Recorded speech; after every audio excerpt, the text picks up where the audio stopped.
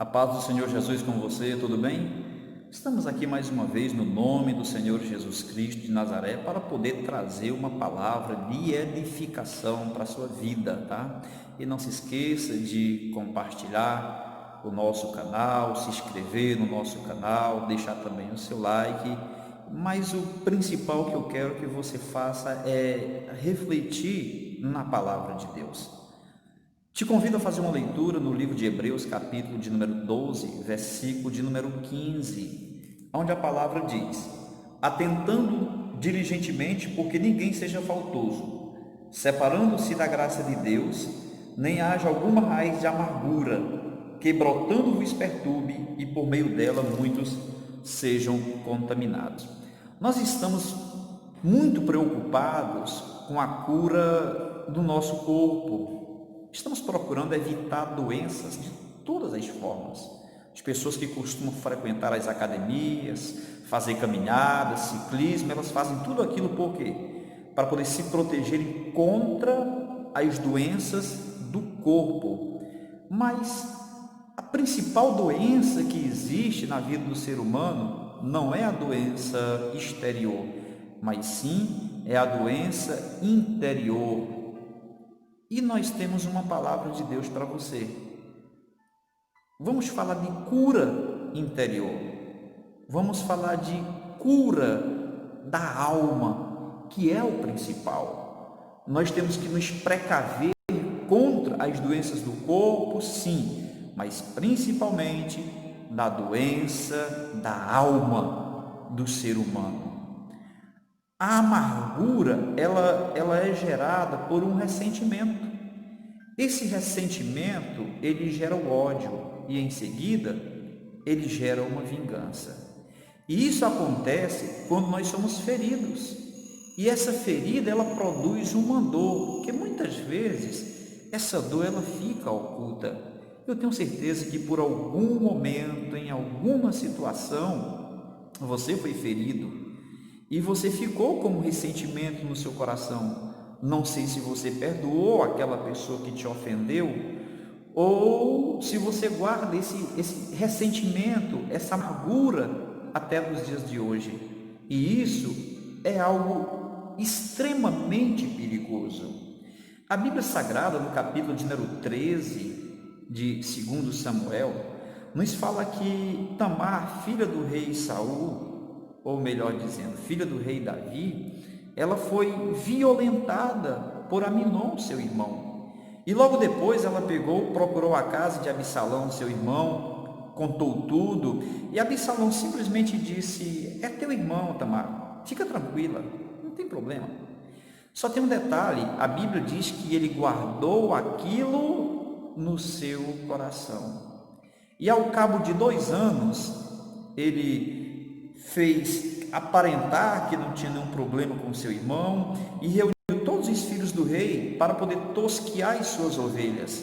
E ali ele deu um grande banquete, regado de bebidas, só que ele já tinha tramado a morte do seu irmão Aminon, que era meu irmão dele, e disse: olha, quando Aminon estiver embriagado, quando ele estiver alegre por causa do vinho, vocês vão lá e matem o meu irmão Aminon. E assim aconteceu. Foram 2 anos guardando aquela amargura. Foram 2 anos guardando ressentimento. Eu quero te falar uma coisa. Nós, ao guardarmos a amargura contra o nosso semelhante, isso é uma porta aberta para que Satanás possa entrar. Nós estamos dando legalidade a Satanás para agir, para poder atuar dentro da nossa vida, para que possa atuar dentro do nosso coração e, consequentemente, cause a nossa destruição, porque é isso que ele quer. Evangelho segundo João, capítulo 10, verso 10, diz que o ladrão ele veio para matar, roubar e destruir, mas Jesus veio para dar vida e vida em abundância. Então, Satanás ele está em busca de uma porta para poder entrar na nossa vida. Você vê que lá no Jardim do Éden, Adão e Eva deram legalidades a Satanás para entrar na vida, na história da raça humana. A palavra nos diz também lá em Atos capítulo 5, que Ananias e Safira, eles tinham feito um voto a Deus. E no voto eles disseram: Senhor, nós temos um terreno aqui em Jerusalém. Se nós vendermos o terreno, nós vamos doar o dinheiro para a obra social da igreja. E o que aconteceu? Pouco tempo eles venderam o terreno. Só tem um detalhe: eles não deram o valor do terreno aos apóstolos, eles guardaram, eles retiveram parte do dinheiro. E Ananias vai ali para o culto e leva ali o seu voto. E quando ele chega diante de Pedro, homem de Deus, cheio do Espírito Santo, você sabe o que é que Pedro fala para Ananias? Ele diz: Ananias, por que tu deixaste Satanás entrar no teu coração? Tu não intentaste mentir aos homens, mas ao Espírito Santo. E naquele mesmo momento, Ananias caiu para trás e morreu. Sabe por quê? Porque Ananias, ele abriu a porta do seu coração para Satanás agir. Ele combinou com a esposa dele entregar um valor menor. E 3 horas depois, chega a esposa dele, chega Safira, ela não tinha sabido de nada. Ninguém informou que o seu marido havia morrido.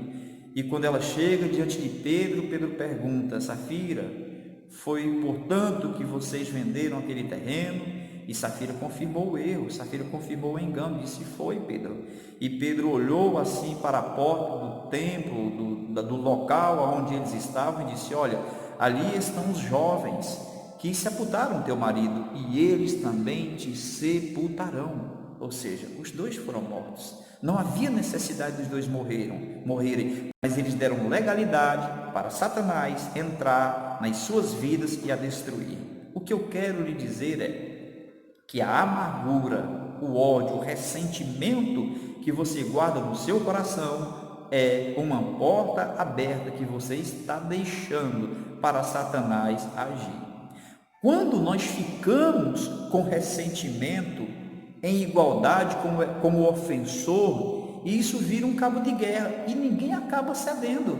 Não, eu não perdoo, né? Eu vou pedir perdão, eu não vou me humilhar, eu não vou me rebaixar. Ela que deveria me pedir perdão. Olha, na vida há momentos que nós temos que perder para poder ganhar. Eu não sei se você já ouviu falar uma historinha chamada O Construtor de Pontes.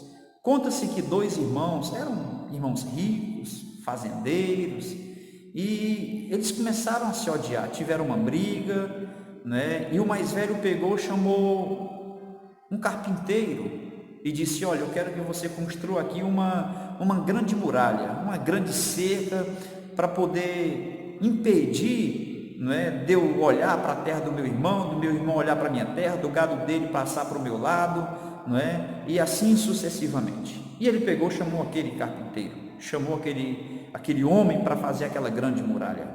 E ele pegou e disse: olha, ali tem toda a madeira, tem todo o mantimento que você precisa, tá? Eu estou indo para a cidade, depois eu retorno para mim poder lhe pagar. E assim ele foi. E o que aconteceu? Aquele homem, ele não construiu a muralha que aquele grande fazendeiro lhe pediu. Ele pegou, construiu uma ponte, porque tinha um rio que fazia divisa entre as terras. Ele construiu uma ponte. E quando esse fazendeiro retornou da cidade, que viu aquela ponte, ele ficou muito irado, ele ficou muito chateado e chegou para aquele homem, aquele carpinteiro que ele havia contratado, e disse: olha, o que foi que eu mandei você fazer? Eu te contratei para quê? E o seu irmão mais novo, que estava lá do outro lado do rio, quando viu aquela ponte, viu os dois conversando, ele imediatamente se alegrou, correu em direção ao seu irmão e disse: oh, meu irmão, que bom que você construiu essa ponte. Há muito tempo eu queria conversar com você, há muito tempo eu queria fazer as pazes com você. Oh, meu irmão, se eu te ofendi, me perdoe. E os dois choraram, os dois se abraçaram e fizeram as pazes. E depois aquele carpinteiro pegou, foi embora. E o homem mais velho, o fazendeiro mais velho, disse: olha, não vá agora, eu tenho muitas outras coisas para você fazer aqui na minha fazenda. E aquele carpinteiro disse: eu tenho outras pontes para poder construir. E a minha pergunta que eu faço a você hoje é: será se você não tem nenhuma ponte para ser construída? Essa ponte quem constrói é Jesus. Será se não tem ninguém que está esperando o teu perdão e você não está indo procurar esta pessoa porque acredita que ela não vai te perdoar? Lembre-se de uma coisa: quando nós perdoamos, não sai um peso apenas de cima daquela pessoa, sai um peso também de nós, sai um peso também das nossas vidas. Temos que ter cuidado com a amargura. Não guarde amargura no seu coração. Situações assim acabam se transformando em uma possessão maligna. Quando a pessoa ela guarda o rancor, guarda a amargura no seu coração, ela acaba terminando em uma possessão maligna, em uma possessão diabólica. Nós vemos isso no caso de Saul, em 1 Samuel, capítulo 18. A Bíblia diz que quando Saul e Davi vinham da guerra, as mulheres saíam ao encontro deles e diziam: olha, Davi matou 10 milhares e Saul matou milhares, e Saul era o rei. E Saul ficou com aquele pensamento: a mim deram milhares e a Davi deram 10 milhares. E a Bíblia diz que na sequência o demônio entrou na vida dele. O demônio entrou na vida de Saul e começou a agir na vida dele. Sabe por quê? Porque ele deu lugar. O perdão é a única maneira de nós quebrarmos o domínio do maligno nas nossas vidas. Porque quando nós estamos perdoando aquele que nos ofendeu, nós estamos seguindo as orientações do próprio Deus. Nós estamos seguindo as orientações do próprio Senhor. E como perdoar? Quantas vezes eu tenho que perdoar? Quantas vezes é preciso? Mateus 18, 21 e 22, a Bíblia diz que Pedro chegou para Jesus e disse: Senhor, quantas vezes eu tenho que perdoar o meu irmão? 7 vezes? E Jesus disse: não, Pedro, não 7, mas 70 vezes 7. Olha só, a Bíblia também fala do credor incompassivo. Ele perdoou, teve uma grande dívida perdoada, mas uma pequena dívida ele não perdoou. Ora, o próprio Jesus disse: quando orardes, dizeis: Pai, perdoa as nossas ofensas, assim como nós perdoamos aos nossos devedores. Ora, se nós perdoarmos aos homens as suas ofensas, assim também Deus nos perdoa. Se eu não perdoar aquele que me ofendeu, eu não tenho perdão. Se morrer, vai para o castigo eterno, sim, Senhor. Sabe por quê? Porque não perdoou o seu irmão, porque não perdoou o seu próximo. A Bíblia Sagrada diz que aquele que abre a sua boca, abre os seus lábios e diz: eu amo a Deus, eu amo o Senhor, Deus é o meu tudo, mas você odeia o seu próximo, a filho que odeia a mãe, a filho que odeia o pai, a irmão que odeia o seu irmão, a vizinho que odeia o seu vizinho, a colega de trabalho que odeia o seu próximo.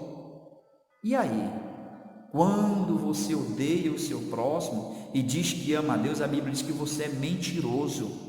É mentiroso, sabe por quê? Como é que você ama a Deus que você nunca viu e aborrece o seu próximo que você vê todos os dias?